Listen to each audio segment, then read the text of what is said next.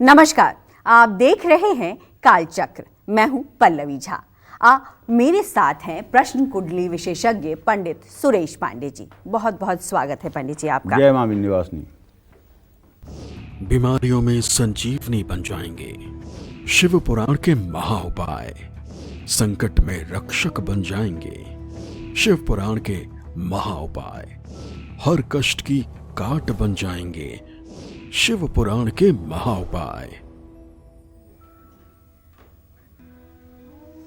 अगर भगवान भोलेनाथ की पूजा सच्चे मन से की जाए तो महादेव हर संकट, हर परेशानी, हर बाधा दूर कर देते हैं। इसीलिए आज कालचक्र में प्रश्न कुंडली विशेषज्ञ पंडित सुरेश पांडे जी हम सभी को शिव पुराण के बारे में सबसे सही और जरूरी जानकारी देंगे। शिव पुराण को पढ़ने या सुनने से आपके सभी रोग दूर हो सकते हैं, सभी संकट टल सकते हैं, सभी परेशानी घट सकती है। लेकिन शिव पुराण को पढ़ने या सुनने से पहले आपको कुछ सावधानियों का पालन भी जरूर करना चाहिए, जिससे आपको शिव पुराण के पाठ का पुण्य फल मिल सके। तो बने रहिए आज कालचक्र के साथ। इसके अलावा अगर आपका कोई भी सवाल है तो आप हमें फोन कर सकते हैं। हमारा नंबर है 0120-665-2415। अपनी चर्चा को शुरू करें उससे पहले जानते हैं आज का शुभ मुहूर्त।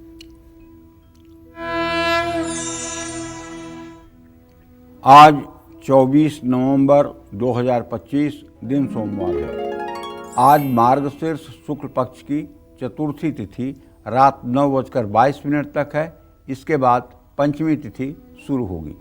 पूर्वाषाढ़ नक्षत्र रात 9:53 तक, इसके बाद उत्तराषाढ़ नक्षत्र शुरू होगा। सूल योग दोपहर 12:37 तक, इसके बाद गंड योग शुरू होगा। आज रवि योग बना हुआ है और इसी क्रम में नित्य की तरह आज भी कुछ अशुभ मुहूर्त हैं। जैसे सोमवार है तो राहु काल रहेगा सुबह 7:30 बजे से 9 बजे तक और भद्रा काल रहेगा रात 9:22 तक। यमगंड काल रहेगा सुबह 10:49 से दोपहर 12:08 तक और गुलिक काल रहेगा दोपहर 1:27 से दोपहर 2:46 तक। इन अशुभ समयों में पूर्व दिशा की यात्रा और किसी नए कार्य का शुभारंभ नहीं करना चाहिए। जय मां विंध्यवासिनी। शास्त्रों में शिव पुराण के बारे में बहुत सी जानकारियां दी गई हैं। शिव पुराण में कितने खंड और श्लोक हैं? सबसे पहले पंडित जी से शिव पुराण के महत्व और महिमा के बारे में जानते हैं, बताएं। प्रातर्स्मरामि भवभीतिहरं सुरेशं गंगाधरं वृषभवाहनम् अम्बिकेशं खड्वांगवरदाभयहस्तमीशं संसाररोगहरमौषधमद्वितीयम्। ओम नमः शिवाय, ओम नमः शिवाय, ओम नमः शिवाय। शिव की महिमा शिव ही जाने। मृत्युलोक में तो वेद व्यास द्वारा रचित शिव पुराण है, उसको पढ़ लिख करके हम भगवान शिव के महिमा को कुछ सुनते हैं, कुछ जानते हैं, कुछ देखते हैं। लेकिन भगवान शिव अपनी महिमा को स्वयं जानते हैं। उनकी महिमा को और कोई नहीं जानता। जहाँ तक शिव पुराण की बात है, इसमें भगवान शिव और जगत जननी जगदम्बा माँ पार्वती का गुणगान किया गया है, जो कुल 12 स्कंद और 7 संहिता में बटा हुआ है। शिव पुराण के हर स्कंध में शिव के अलग अलग रूपों और उसकी महिमा का वर्णन है। इस पुराण में 24,000 श्लोक हैं और ये 7 खंडों में विभाजित है। शिव पुराण के पहले स्कंध में शिव पुराण की महिमा का वर्णन है। शिव पुराण के दूसरे स्कंध में शिवलिंग की पूजा और उसके प्रकार का वर्णन है। शिव पुराण के तीसरे स्कंध के पार्वती खंड में शिव पार्वती की कथा का वर्णन है, जिसको उमा संहिता भी कहते हैं। शिव पुराण के चौथे स्कंध में कुमार कार्तिकेय भगवान का कथा का वर्णन है।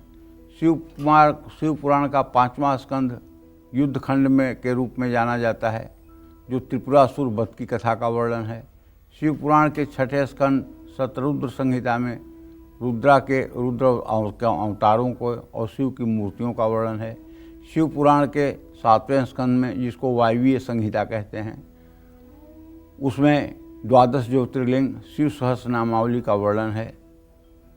और इसी तरह से अगर 8वां स्कंध देखा जाए तो उमा संहिता में मृत्यु और नरक और क्रिया योग का वर्णन है। शिव पुराण के 9वें स्कंध वायवीय संहिता पूर्व खंड में शिव के अर्धनारीश्वर स्वरूप का वर्णन है। शिव पुराण के 10वें स्कंध वायवीय संहिता के उत्तरखंड में शिव धर्म और शिव शिवा की विभूतियों का वर्णन है। जो व्यक्ति शिव पुराण को पढ़ता है और उससे भोग और मोक्ष दोनों की प्राप्ति होती है। किसी व्यक्ति से अगर अनजाने में कोई पाप हो जाए और वो शिव पुराण को पढ़ने लगता है तो उसको पाप ताप से मुक्ति मिलती है। जो व्यक्ति शिव पुराण को पढ़ने लगते हैं उनको मृत्यु के बाद शिव के गण लेने आते हैं। सावन में शिव पुराण का पाठ करने से उसका बहुत फल मिलता है और मनुष्य का जीवन सुखकर होता है। शिव पुराण में ग्रहों से संबंधित बीमारियों और कष्टों के लिए कौन से महाउपाय बताए गए हैं, ये सब मैं आज आपको बताऊंगा, बस थोड़ी देर में। आज आप हमारे साथ बने रहिए और हो सके तो कागज़ कलम अपने हाथ में ले लीजिए, क्योंकि आज की जानकारी अपने आप में बहुत ही अद्भुत जानकारी है। जय मां विंध्यवासिनी। मेष राशि फल कैसी रहेगी? आर्थिक स्थिति, कामकाज, रिश्ते, सेहत, साथ ही क्या है आज का उपाय, शुभ अंक और शुभ रंग? पंडित जी बताइए। देखिए,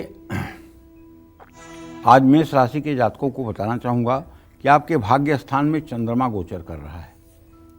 पहली बात, आपका राशि स्वामी मंगल इस समय आपके अष्टम स्थान मृत्यु स्थान में सूर्य के साथ गोचर करता हुआ अस्त है। काम के लिए तो आपको नए अवसर मिलेंगे। आज मेहनत का पूरा फल भी मिलेगा। आज दोस्तों का सहयोग भी मिलेगा। ज़्यादा काम की वजह से थकान महसूस करेंगे। व्यर्थ के वाद विवाद से बचें। अपने घर के मुख्य द्वार के पास स्वास्तिक बनाएं। शुभ अंक आपके लिए 1 है। शुभ रंग आपके लिए नीला है। जय मां विंध्यवासिनी।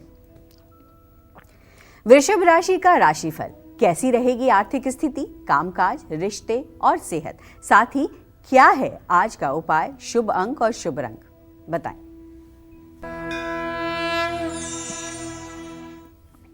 वृषभ राशि के जातकों को बताना चाहूँगा कि आपका राशि स्वामी शुक्र इस समय तुला राशि में 27 अंश 20 कला पर गोचर कर रहा है बुध के साथ। ये लग्नेश द्वितीयेश की युति खष्टम भाव, छठे भाव में है, जिससे धन लाभ होने की स्थिति बन रही है और सेविंग्स का भी योग बन रहा है। नौकरी में तरक्की भी होगी। परिवार और बच्चों के साथ पूरा समय बिताने का अवसर मिलेगा। खुद को मानसिक तौर पर मजबूत रखें। पैसों के लेन देन में सावधानी बरतें। भगवान श्री हरि विष्णु को केसर और मलयागिर चंदन घिस करके उन्हें लगाएं। शुभ अंक आपके लिए 5 है। शुभ रंग आपके लिए आसमानी है। जय मां विंध्यवासिनी। देवों के देव है महादेव। इनकी उपासना में वो शक्ति है जो असंभव को भी संभव बना सकती है। ऐसे में अगर आप भी किसी ग्रह दोष की वजह से बीमारियों और कष्टों से जूझ रहे हैं तो आपको शिव पुराण में इन सभी समस्याओं को समाधान मिल सकता है और मिलता ही है। आइए जानते हैं पंडित जी से। देखिए, वैसे तो बता दूं, जब आदमी जिंदगी से बिल्कुल हार जाता है और उसे कोई रास्ता नहीं सुझाई देता है, उसे सिर्फ चारों दिशाओं में मृत्यु नाचती हुई दिखाई देती है और मृत्यु का महातांडव देखता है, उस स्थिति में भी अगर ठीक ढंग से, शास्त्र सम्मत ढंग से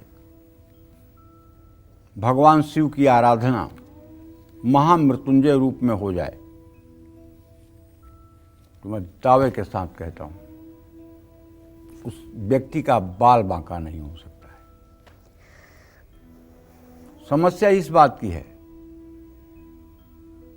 कि आज जो हमारे शास्त्रोक्त अनुष्ठान हैं उसको करने वाले भगवान से डर नहीं रहे हैं और जिस तरह से सही शास्त्र सम्मत अनुष्ठान को पूरा करना चाहिए उस प्रक्रिया का पालन नहीं हो रहा है। अगर ठीक ढंग से पूरी निष्ठा के साथ एकदम मृत्यु के समीप खड़े हुए व्यक्ति के लिए भी अगर शिवाराधन किया जाए 1,40,000 या 5,60,000 महामृत्युंजय के मंत्रों का 5 दिन में अनुष्ठान किया जाए और उसमें अच्छे से सर्वतोभद्र चक्र, गणेश गौरी की स्थापना, नवग्रह की स्थापना करके सप्तघृत मातृका, खोडस मातृका, चतुष्षष्ठी योगिनी, वास्तु पुरुष, एकोनविंशत क्षेत्रपाल, एक लिंग तो भद्र, नवग्रह मंडल बना करके और सबकी विधिवत पूजा करके और नर्मदेश्वर शिवलिंग या पारद के शिवलिंग पर या मृत्तिका मिट्टी के शिवलिंग को बना करके उस पर नित्य कुशोदक से, कुशोदक कहते हैं पानी में कुशा को जल में मिला दिया जाए तो उसको कुशोदक कहते हैं, उससे रुद्र सूक्त से अभिषेक किया जाए और उसके बाद महामृत्युंजय मंत्र का 1,40,000 या 5,60,000 जप किया जाए 5 दिनों में और विधिवत हवन तर्पण मार्जन किया जाए, ब्राह्मणों को भोजन कराया जाए तो निश्चित रूप से अकाल मृत्यु का भय समाप्त हो जाता है। और कलयुग में अगर शायद भगवान शिव की ये पूजा न होती तो लोगों का धर्म पर से कब का विश्वास उठ चुका होता। यही पूजा है जो लोगों के मन में आज भी धर्म के प्रति विश्वास बना करके रखे हुए है, क्योंकि जब कोई व्यक्ति अपने प्रियजन को खोने के डर से एकदम आतंकित हो जाता है और उस समय ये अनुष्ठान होता है और उसके प्रियजन का जीवन बच जाता है, वो फिर से स्वस्थ होकर के समाज में सर उठाकर चलने लायक हो जाता है, तो व्यक्ति को लगता है कि धर्म है, भगवान है। और यही कारण है जो सनातन धर्म में प्राण का संचार कर रहा है। ये भगवान शिव की ही महिमा है और किसी दूसरे की महिमा नहीं है। मंत्र महामणि विषय ब्याल के, मेटत कठिन कुवंक भाल के। इसमें कोई अतिशयोक्ति नहीं है। सब देव हैं लेकिन भगवान शिव महादेव हैं।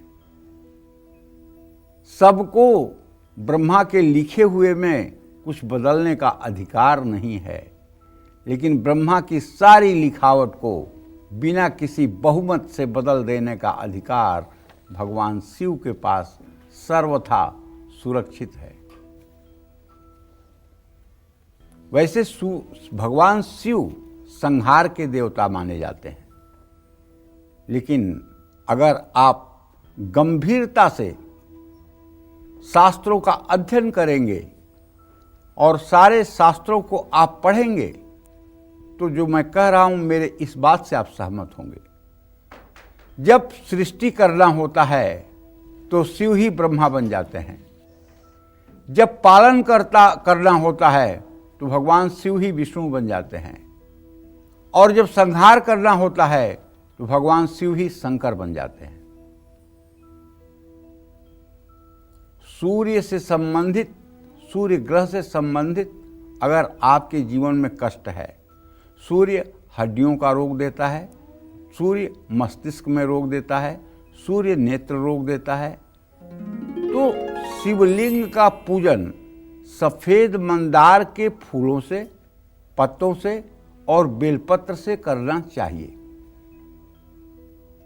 अगर चंद्रमा से संबंधित बीमारी, एलर्जी है, टीबी है जिसको राजक्षमा कहते हैं, खून से संबंधित कोई बीमारी है, ब्लड कैंसर है, खांसी जुकाम नज़ला या कोई मेंटल डिजीज है जैसे डिप्रेशन, एंजाइटी या लो ब्लड प्रेशर की समस्या है, तो शिवलिंग का जो अभिषेक है वो रुद्राष्टाध्यायी के पाठ करते हुए काले तिल कच्चे दूध में मिलाकर अगर रुद्राभिषेक किया जाए तो निश्चित रूप से लाभ मिलता है। मंगल ग्रह से संबंधित अगर कोई बीमारी है जैसे हाई ब्लड प्रेशर, मंगल की बीमारी हाई ब्लड प्रेशर है मंगल की बीमारी डायबिटीज है, अनियंत्रित डायबिटीज। मंगल की बीमारी हार्ट से भी संबंधित हो जाती है। तो गिलोय के रस से, गिलोय का रस उपलब्ध करना थोड़ा कठिन है, लेकिन अगर चाहें तो हो भी सकता है। शिवलिंग का अभिषेक करें। बुध से संबंधित रोग जैसे चर्म रोग या गुदा रोग है, पाइल्स है, बवासीर है, फेस्टुला भगंदर है, तो विधारा के रस से अभिषेक करने से आराम मिलता है। लेकिन विधारा का रस आपको नहीं मिल सकता और गिलोय का भी रस आपको इतने पर्याप्त मात्रा में नहीं मिल सकता, क्योंकि ये देव दुर्लभ औषधियाँ अब दुष्प्राप्य हो गई हैं। तो इसके लिए मैं आपको बता रहा हूँ एक ऐसा उपाय, एक ऐसा अनोखा उपाय जिसका प्रयोग करने से आप अगर चमत्कृत न हो जाइएगा तो कहिएगा कि ये पंडित क्या पाखंड करता है। आप गिलोय की हरी लकड़ी, नीम के पेड़ पर गिलोय प्रायः पाई जाती है, बहुत लोग अपने घरों में भी गिलोय को लगाए हुए हैं। गिलोय की हरी समिधा 4-4 अंगुल की 108 टुकड़े काट करके और उसे तांबे के हवन कुंड के सामने आप बैठ करके और एक पात्र में, कांसे के कटोरे में पंचगव्य, पंचगव्य में क्या क्या आता है? गाय का दूध, गाय का घी, गाय की दही, गाय का मूत्र और गाय का गोबर, ये 5 चीज़ों को पंचगव्य कहते हैं। एक कटोरे में रख लीजिए और एक कटोरे में गाय का शुद्ध पिघला हुआ घी रख लीजिए। आधी लकड़ी पंचगव्य में और आधी लकड़ी पलट करके गाय के घी में डुबोइए और आम की, पीपल की या नीम की प्रज्वलित लकड़ियों पर महामृत्युंजय मंत्र बोलते हुए हवन करिए। कितने बार? 108 बार, सिर्फ 108 बार और सिर्फ 40 दिन हवन करिए। गंभीर से गंभीर कष्टों से अगर आपको निजात न मिल जाए तो आप कहिएगा। इसी तरह से विधारा की लकड़ी अगर आपको मिल जाए, अगर 4-4 अंगुल की विधारा की लकड़ी मिलती है तो भी ठीक है, लेकिन अगर नहीं मिल पाती और पंसारी की दुकान से आप छोटे छोटे विधारा के टुकड़े लाए हैं तो भी कोई घबराने की बात नहीं है। देश काल परिस्थिति के अनुसार भगवान शिव सारी पूजा को स्वीकार करते हैं। उसे भी पंचगव्य और घी में डुबा करके और तांबे के हवन कुंड में कपूर से आम की लकड़ियां जला करके, और यदि महामृत्युंजय मंत्र से आप 108 आहुति हवन करेंगे तो निसंदेह आपको लाभ मिलेगा, इसमें कोई दो राय नहीं। शिव पुराण पढ़ने से कैसे दरिद्रता और वास्तु दोष दूर हो सकता है ये भी मैं आपको बताऊंगा। बस थोड़ी देर में आप बड़े निष्ठा के साथ हमारे साथ बने रहिए और ये महत्वपूर्ण जानकारियाँ लेकर के आप अपने को, अपने परिवार को, अपने इष्ट मित्रों को बता करके उन्हें सुख के रास्ते पर ले जा सकते हैं। जय मां विंध्यवासिनी।